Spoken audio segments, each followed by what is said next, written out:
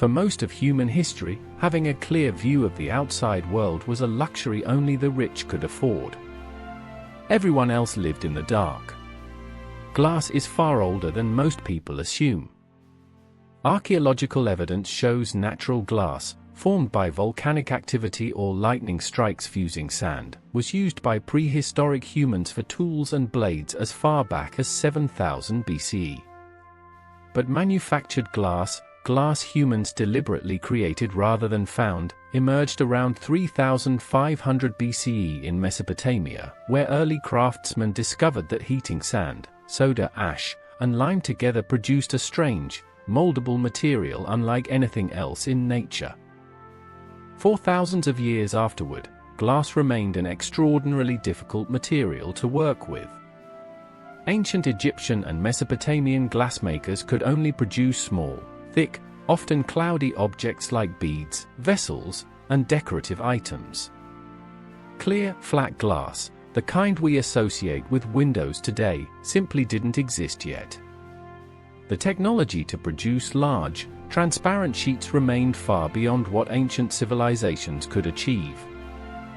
Everything changed around the 1st century BCE, when glassblowing was invented, likely in the region of Syria. This technique allowed craftsmen to shape molten glass by blowing air through a tube, dramatically speeding up production and enabling more complex shapes. Roman glassmakers quickly adopted and spread this technique across their empire, and for the first time, glass became common enough to appear in wealthy Roman households as windows, though still small, thick, and far from perfectly transparent. When the Roman Empire collapsed in the 5th century, much of this glass-making knowledge and infrastructure collapsed with it across Western Europe.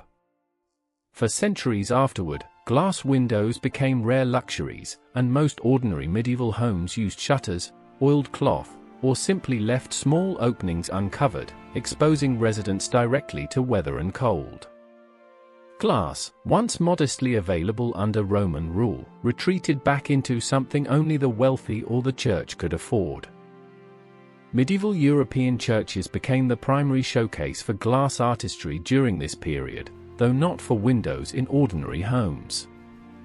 Stunning stained glass windows began appearing in cathedrals throughout the 1100s and 1200s, using techniques passed down through specialized guilds of glassmakers. These elaborate windows served religious and artistic purposes, telling biblical stories through colored light, while ordinary domestic glass windows remained essentially non-existent for the common population. Medieval European churches became the primary showcase for glass artistry during this period, though not for windows in ordinary homes.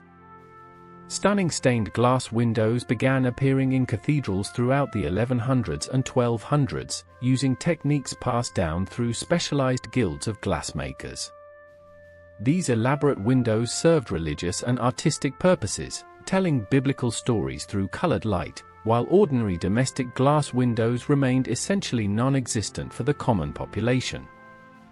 A major technical breakthrough arrived in England in 1674, when George Ravenscroft developed lead crystal glass, adding lead oxide to the glass-making formula.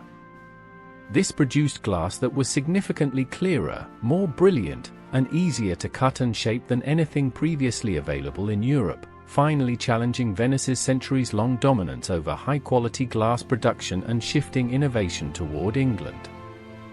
Despite these advances, producing large, flat, affordable window glass remained genuinely difficult well into the 1800s.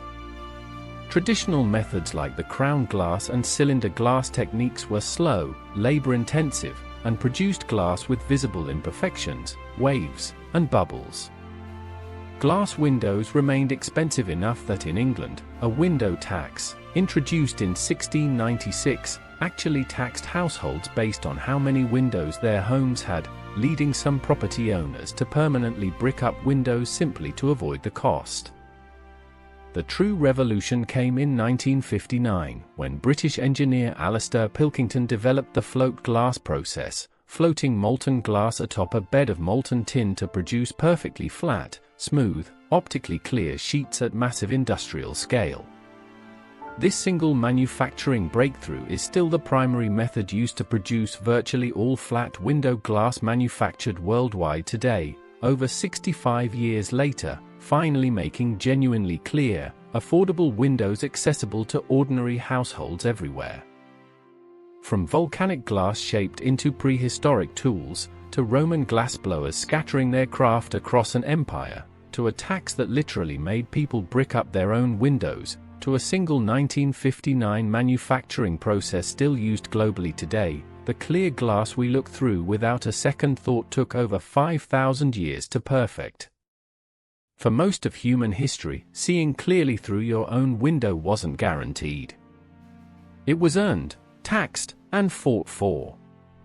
The next time you glance through a window, remember, humanity spent millennia in the dark trying to build that simple pane of glass.